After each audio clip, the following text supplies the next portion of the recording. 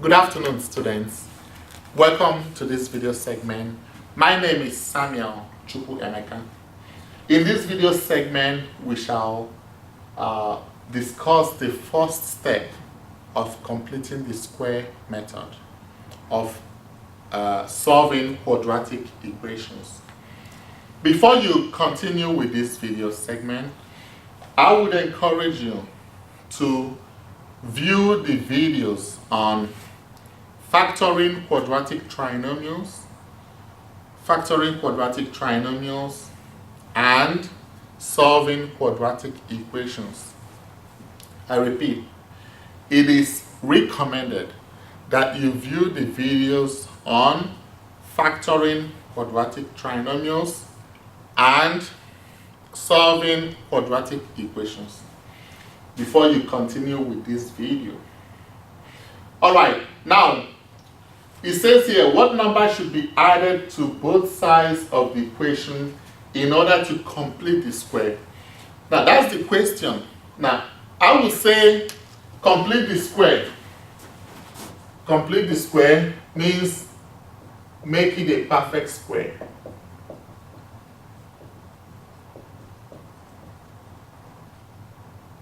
That's kind of the thing I would say, you know. So recall on the video I did on factoring, you know the general form of a quadratic equation. The general form of a quadratic equation is this: ax squared plus bx plus c equal to 0. Okay, when you want to use completing the square method, right, you've got to write it this way. That means you've got to make the constant to be on the right hand side. Ax squared plus bx will now be negative c. Solving linear equations. Right? That's 0 minus c. And that is minus c or negative c. So what we want to do here is we want to make this to be a perfect square. What do I mean by perfect square? I'm going to backtrack. Perfect square, like 1 squared, 2 squared, 3 squared, 4 squared, 5 squared, 6 squared, 7 squared. Okay, so we have 1, 4, 9, 16, 25, 36, 49, 64, 81, 100, 121, 144, 169, and the rest of them. Okay, the same thing like we have integers, squares of integers. If we have x squared, is a perfect square. If we have x plus 1 all squared, is a perfect square. If we have x plus a all squared, is a perfect square. If we have bx plus k all squared, is a perfect square. So we want to make these folks here to be like this. That is the main thing in using completing the square method. You want to make, you know, this doesn't look like this. I mean, is it possible to make something like this to be like ax plus b all squared? To be, you know, in parentheses all squared. That is what we want to do. To find something that we will add to this. And when we add it to this, of course, whatever we add to the left hand side, we shall also add to the right hand side. Now, can we find something to add to it so that this will now look like this, resemble this, to be a perfect square, such that we'll put it in parentheses and put squared. That is what we want to do.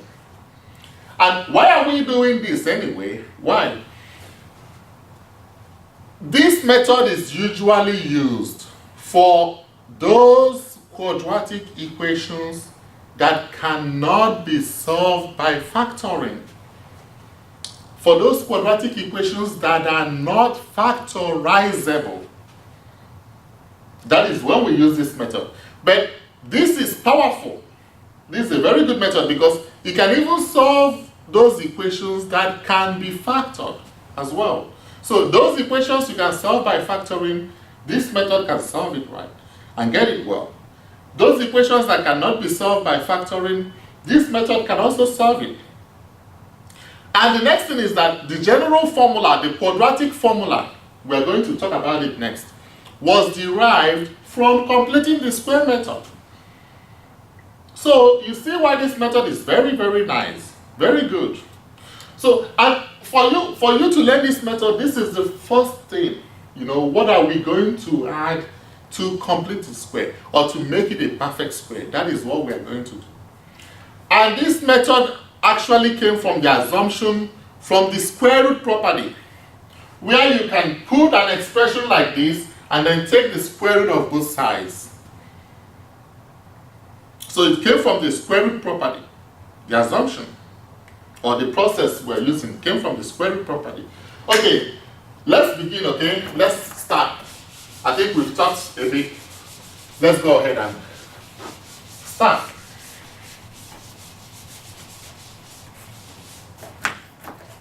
So, number one, we have x squared plus 10x equal to 5. This is our first question. Now, I will give you the steps on what to do. And these steps, the best thing, memorize it. It's good. So, the steps on solving this. Number one, make sure that the coefficient of x squared is 1, is unity.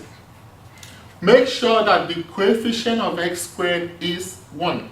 That's the first step you need to do. Second step,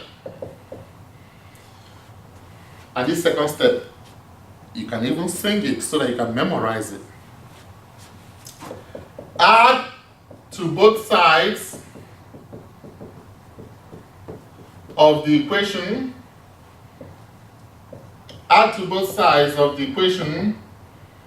the square of half of the coefficient of x. I know why I'm writing it like this. Add to both sides of the equation the square of half of the coefficient of x. And we're going to work this backwards. Now, but guess how I knew this up to now? I mean, it's been like so many years since I did this. And I didn't even look in my book to remember how to do this. Ask me how I knew it. This second one. Square of half of coefficient of x. Square of half of coefficient of x. Square of half of coefficient of x. Square of half of coefficient of x. Square of half of coefficient of x. Square of half of coefficient of x. Square of, by the time you keep square of half of coefficient of x, it sinks into your brain. Okay, let's begin. Now, for this question, we see coefficient of x squared is 1. So it is satisfied for this question, for question 1. Now for question 2, square of half of coefficient of x. Now we're going to work backwards. We're going to work from down to the top. Not top now, not top down, down to the top. We first of all find coefficient of x. What is the coefficient of x? It's 10. Right? Half of it, half of 10 will be what? Now half means 1/2. I know that's where Americans will say 1/2. Okay? In Nigeria we'll say half. I mean, half of it is 1/2, okay? So it means half is 1/2, then off is times, then 10. Half times 10 is 5. It means 10 divided by 2. Let me just write. 10 divided by 2, which is 5. Then square 5. Square 5 gives you 5 squared. So this will be x squared plus 10x plus 5 squared. You've got to add 5 squared to both sides, equal to 5 plus 5 squared. So now, if you have now added this, so that you can now factor this out. Because this means now x squared plus 10x plus 25 equal to 5 plus 25. So x squared plus 10x plus 25 is 30. But we don't want to solve it anyway. We are not interested in solving this. I just want to show you. You will add 25 to both sides. Now, but why? Why? Because now, if you look at this now, you can now factor this. Because when you factor this, you will see that it's 5 and 5. You now see that this means x plus 5 all squared equal to 30. And then when we come to solving, we shall now see how we will solve it. But what do you have to add to both sides? You see now, you have made this a perfect square now. You see, initially it was x squared plus 10x, which is not. But now it looks like a perfect square. So for you to add to both sides of the equation, you have to add 25 to now make it factorizable, and then it's now a perfect square. It's not a perfect square. So it's now a perfect square. So the answer is 25. Does it make sense? I hope so. Okay, now that is the way we are going to do all other ones. Okay, so let's go ahead and finish them. So we continue with number 2. X squared minus 6x equal to 10. Coefficient of x is negative 6. Okay, it's going to be negative 6. It's not 6. It should be negative 6. Remember, the general form is ax squared plus bx plus c. So, if we are to write this x squared plus negative 6x, minus 10, if we are to write it to be like this form. But it's going to be negative 6 now, not 6. Okay? If we put this to be here, ax squared plus bx equal to negative c. Now this is like saying x squared plus negative 6x. And so your b is negative 6 if you compare it. And then half of the result, half of negative 6, half of 8,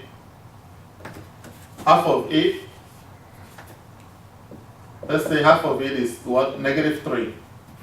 And then square of the result, half of negative 6 is just negative 6 divided by 2.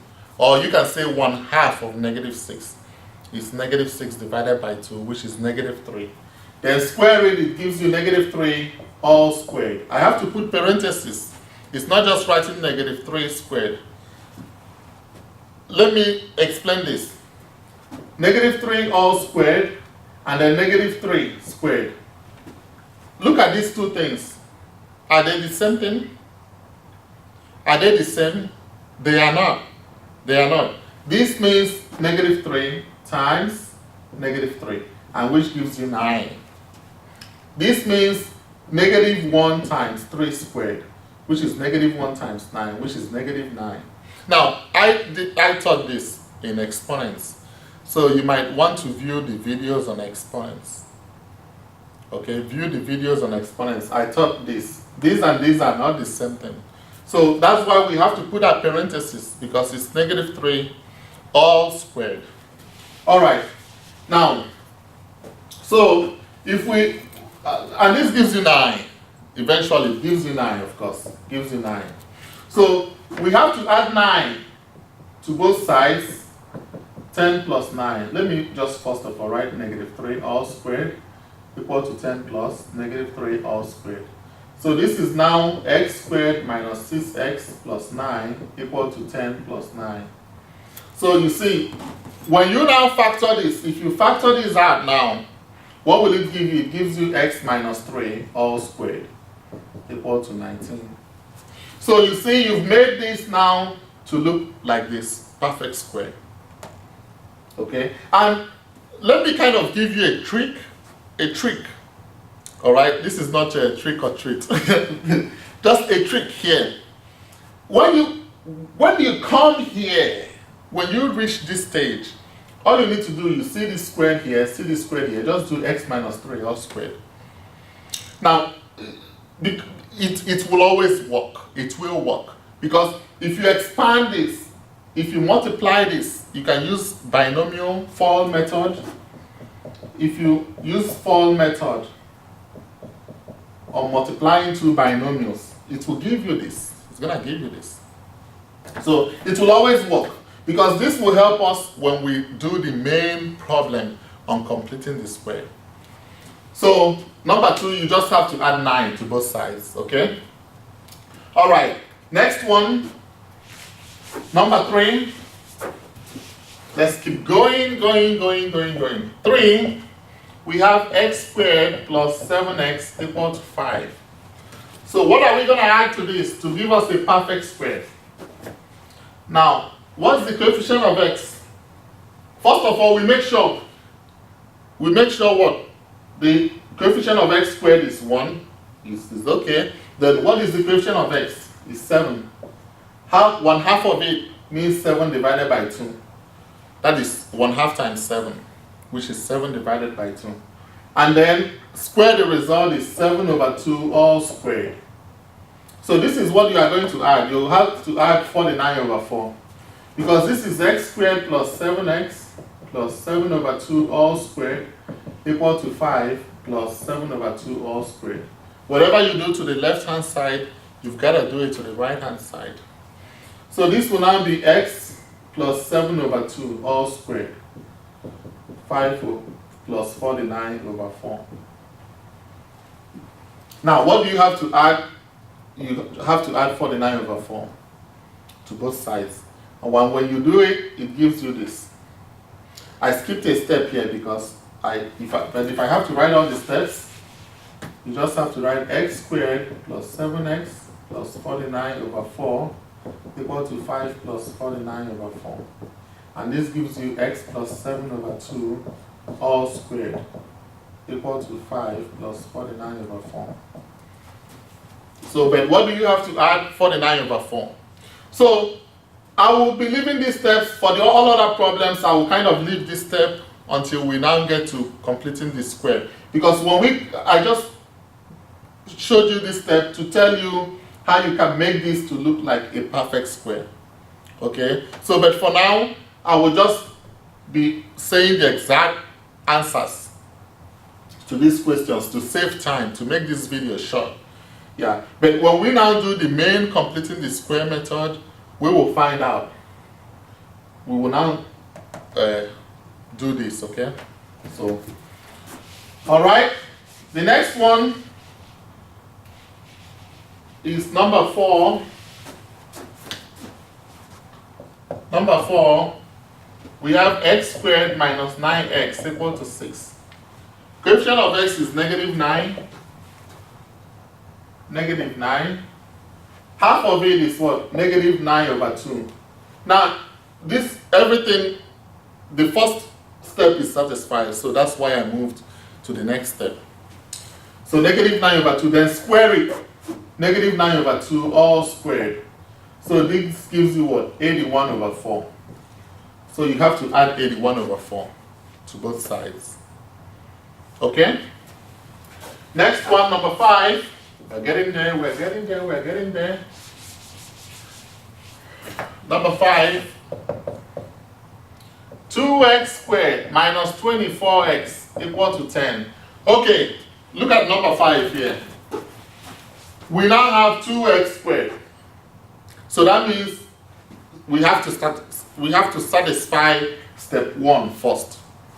Because the coefficient of x squared here is 2 instead of 1. So what do we do to make the coefficient of x squared 1? That means we have to divide both sides by 2. 2x squared minus 24x equal to 10. So that means we have to what? Divide all terms. Let me just put all terms by 2. Or both sides by 2. It doesn't matter. All terms by 2. Or you can say divide both sides, the left hand side and the right hand side, by 2. So this means 2x squared over 2 minus 24x over 2 equal to 10 over 2. Right? So 2 will cross out. So x squared minus 12x equal to 5. So this is the same thing as this. So when you now have this, you now say coefficient of x. Coefficient of x is negative 12. Half of it, 1/2 of it is what? Negative 6. Then square of the result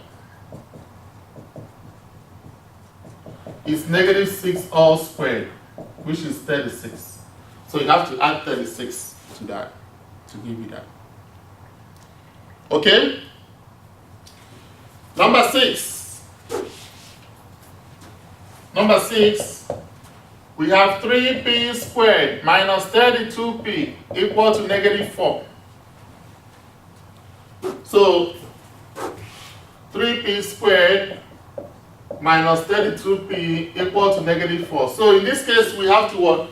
Divide all terms by what? 3. So this is 3, 3. Right? Or divide both sides by 3. So when we do that, what do we have?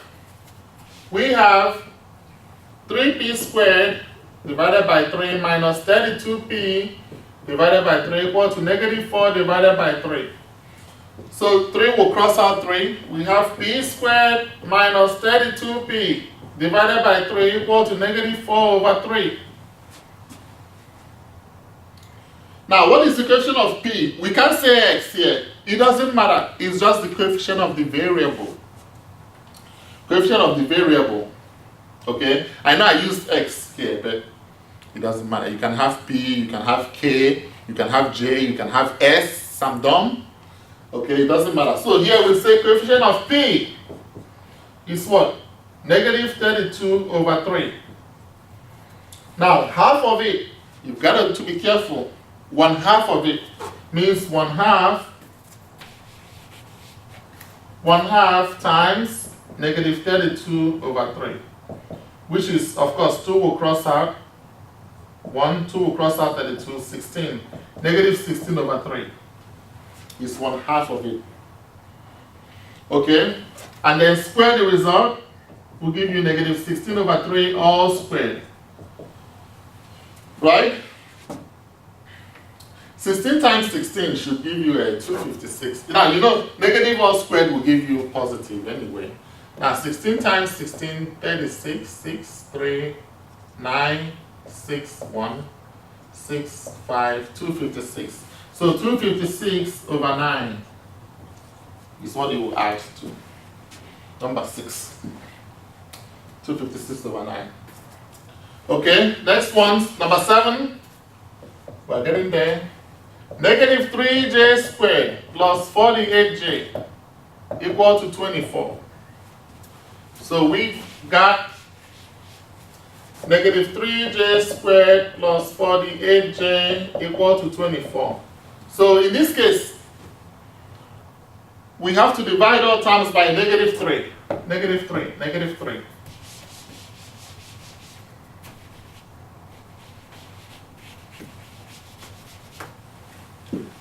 Okay?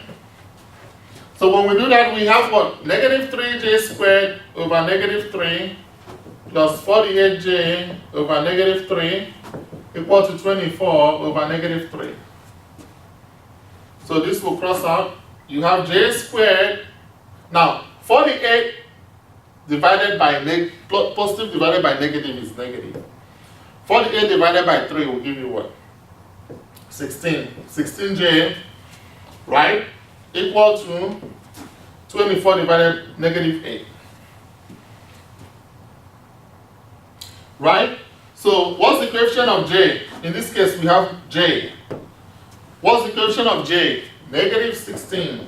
Now, you see, we can do this now because our first step has been satisfied. Yeah. Negative 16. Half of it is what? Negative 8. That's negative 16 times 1/2. Negative 8. Square of the result is what? Negative 8 all squared, which is what? 64. That's it. Okay? So, last one, number 8.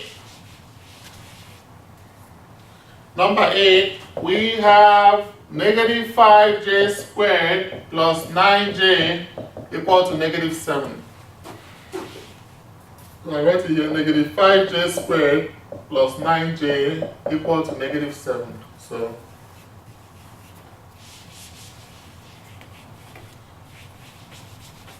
So what do? I divide both sides by what? Negative 5, because I want to make the coefficient of x squared unity. Coefficient of j squared now unity. The coefficient of j squared to be unity. Divide both sides by negative 5. So we have negative 5j squared divided by negative 5 plus 9j divided by negative 5 equal to negative 7 divided by negative 5. So this will cross out. I have j squared. Positive 9 divided by negative 5 is minus 9j over 5 equal to negative 7 divided by negative 5 is what? 7 over 5. Right? So coefficient of j is what? Negative 9 over 5. Half of it is what? 1/2 times negative 9 over 5, which is what? Negative 9 over 10. Square it is negative 9 over 10 all squared, which is 81 over 100. Is what you should add. Thank you so much, students. I hope you understood this topic. Watch out for more videos whereby we shall do solving quadratic equations using completing the square method. Thank you so much, good students, and you have a great day.